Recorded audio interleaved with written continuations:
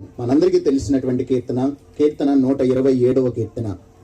127వ కీర్తనలో 3 నుంచి 5 వచనాల వరకు మనం ధ్యానం చేసుకుందాము. ఇది యాత్ర కీర్తనలు. మొత్తం 15 యాత్ర కీర్తనలు బైబిల్ గ్రంథంలో మనం చూస్తాము. యాత్ర కీర్తన 15 యాత్ర కీర్తనలో ఇది ఒక కీర్తన. మరి కొంతమంది ఈ కీర్తన సొలొమోను రచించారని చెప్తారు, కొంతమంది దావీదు సొలొమోనుకి రాసి ఉండొచ్చు అని చెప్తారు. ఏదైనప్పటికీ ఆ యాత్ర చేసేటప్పుడు, ఆ ప్రభుని ఆరాధించడానికి యెరూషలేముకు వెళ్ళేటప్పుడు మరి ఆ యూదులందరూ కూడా ఈ పాటలు పాడుకుంటూ వెళ్ళేవారన్నమాట. దీంట్లో నుంచి మనం ఏం నేర్చుకోవాలో సారాంశాన్ని మనం చూద్దాం. 3వ వచనం మనం చదువుదాం. మొట్టమొదటిగా 3వ వచనము. కుమారులు యెహోవా అనుగ్రహించు స్వాస్థ్యము, గర్భఫలము ఆయన ఇచ్చు బహుమానమే. ఇంగ్లీష్ లో చిల్డ్రన్ ఆర్ ఏ హెరిటేజ్ అనే వాక్యం మనలో మనం చూస్తాం. పిల్లలు ఎటువంటి వారంట? పిల్లలంట మనకి స్వాస్థ్యం అంట. ఏంటి స్వాస్థ్యము? మరొక మాట ఏంటంటే పిత్రార్జితము, అంటే స్వాస్థ్యము మన సొంతము. గర్భఫలము దేవుడిచ్చు బహుమానం అని మనం తెలుసుకోవాలి. సహజంగా పిల్లల్ని మన కష్టం వల్ల మనము పిల్లలకు అన్నామని అనుకుంటాం, కానీ అంటే మనుషులు వారి యొక్క సొంత కష్టం వల్ల, సొంత కృషి వల్ల పిల్లల్ని కన్నారని అనుకుంటారు. కానీ మనుషులు ఎంత కృషి చేసినా పిల్లల్ని అనుగ్రహించేటువంటి వాడు మాత్రం దేవుడే. హల్లెలూయా. ఎందుకంటే బైబిల్ గ్రంథంలో మనం చూసినట్లయితే రాహేలు తన యొక్క జీవితంలో గర్భఫలం కలగటానికి ఆలస్యం అవుతున్న సమయంలో ఏమనంటుందో చదవండి. ఆదికాండం 30వ వచనం చదవండి. రాహేలు తాను యాకోబునకు పిల్లలు కనకపోవుట చూచి తన అక్కయందు అసూయపడి యాకోబుతో, నాకు గర్భఫలము నిమ్ము, లేని ఎడల నేను చచ్చెదను. ఇక్కడ చూడండి ఏమనుకుంటుందంటే, ఇక్కడ ఆమెకు గర్భఫలం ఇచ్చేది ఎవరనుకుంటుంది? భర్త ఇస్తాడు అని అనుకుంటుంది.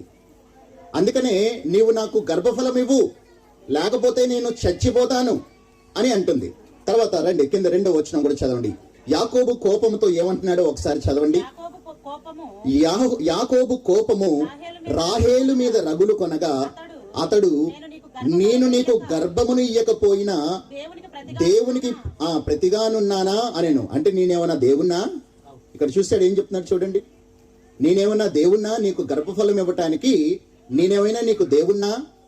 దేవుడే కదా. అంటే దాని యొక్క ఆయన మాటల్లో ఉన్న పరమార్థం ఏంటంటే, గర్భఫలం ఇచ్చేది నేను నీ భర్తనై ఉండొచ్చు, కానీ గర్భఫలం ఇచ్చేది నేను కాదు, ఇచ్చేది దేవాతి దేవుడు అన్నాడు. కిందకి రండి. ఆమె గర్భఫలం కలిగిన తర్వాత ఆమె ఏం చెప్తుందో చదవండి ఒకసారి. 22వ వచనం మొదటి భాగం చదవండి ఒకసారి. దేవుడు రాహేలును జ్ఞాపకం చేసుకొని ఆమె మనవి విని ఆమె గర్భము తెరిచి అప్పుడు ఏమన్నాడు? దేవుడు మంచి బహుమతి నాకు దయచేసెను. ఏమంటుంది ఇక్కడ? దేవుడు నాకు మంచి బహుమతి అంటే అప్పుడు గ్రహించగలిగింది. గర్భఫలం ఇచ్చేది నాకు నా యొక్క భర్త కాదు. ఆమె మొరపెట్టింది, విజ్ఞాపన చేసింది, కన్నీరు కార్చింది. దేవుడు నా యొక్క మొర ఆలకించి దేవుడు నాకు బహుమతినిచ్చినట్లుగా మనం చూస్తున్నాం. దేవుడు నాకు మంచి బహుమతిని నాకు దయచేసిన అని చెప్పినట్లుగా మనం చూస్తున్నాం. కాబట్టి ఇక్కడ మాటలో ఏమర్థమవుతుందంటే, ఏం తెలుసుకోవాలంటే, గర్భఫలం అనేది దేవుడు మనకి అనుగ్రహించేటువంటి వరము. It's a gift of God. దేవుడు మనకి ఇచ్చేటువంటి వరాలు. ఇక్కడ మీకు కలిగిన పిల్లలందరూ కూడా దేవుడు మీకు ఇచ్చిన వరాలు. దేవుడు మీకు ఇచ్చిన వరాలు. మీ యొక్క స్వశక్తితో మీకు పిల్లలు కలిగారని ఎప్పుడూ కూడా ప్రభువుని ఎరిగినటువంటి వారమైనా మనం అనుకోకూడదు. మన పిల్లలు మన కళ్ళ ముందు కదులుతూ ఉన్నప్పుడు వారు పెద్దోళ్ళు అయిపోయిన తర్వాత కూడా మనం ఏమనుకోవాలంటే, ఈ కుమారుడు, ఈ కుమార్తె దేవుడు నాకు ఇచ్చినటువంటి వరము, దేవుడు నాకు ఇచ్చినటువంటి ఆశీర్వాదము, దేవుడు నాకు ఇచ్చిన బహుమానం అని భావించుకుంటూ వారిని ఆ విధంగా జాగ్రత్తగా పెంచుకునే వారంగా ఉండాలి. అదే విధంగా అవ్వ కూడా మనం చూసినట్లయితే ఏమని చెప్తుందో మనం చూడండి ఒకసారి. ఆమెకు మొట్టమొదటి ఆది దంపతులైన ఆదాము అవ్వలకి వారు కూడినప్పుడు మొదటి సంతానం కలిగినప్పుడు ఆ సంతానం ఎవరిచ్చారని చెప్తుందో చదవండి ఒకసారి. ఆదికాండం 4వ అధ్యాయం మొదటి వచనం చదవండి. ఆదాము తన భార్య అయిన అవ్వను కూడినప్పుడు ఆమె గర్భవతి అయి కయ్యేనును కని యెహోవా దయ వలన నేను ఒక మనుషుని సంపాదించుకొని ఉన్నాను. ఎవరి దయ వల్లంట? యెహోవా దయ వలన. అంటే ఇక్కడ ఆమె ముందుగానే గ్రహించుకున్నది. ఆది దంపతులైనటువంటి వారు గ్రహించుకోగలిగారు. మేము దేవుని యొక్క దయ పొందుకున్నాం, వారు వారి మానవ ప్రయత్నం వారు చేసుండొచ్చు, దేవుడు కనికరించచ్చు, దయ చూపించచ్చు, కానీ అనుగ్రహించింది మాత్రం వారికి గర్భఫలం ఎవరు?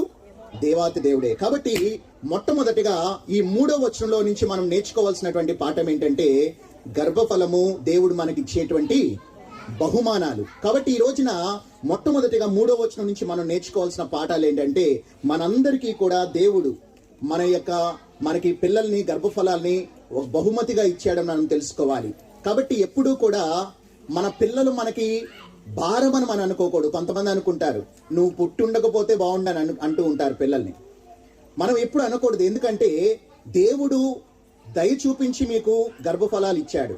ఈ లోకంలో మనం చూసినట్లయితే అనేక మందికి గర్భఫలాలు లేని పరిస్థితులు మనం చూస్తున్నాం.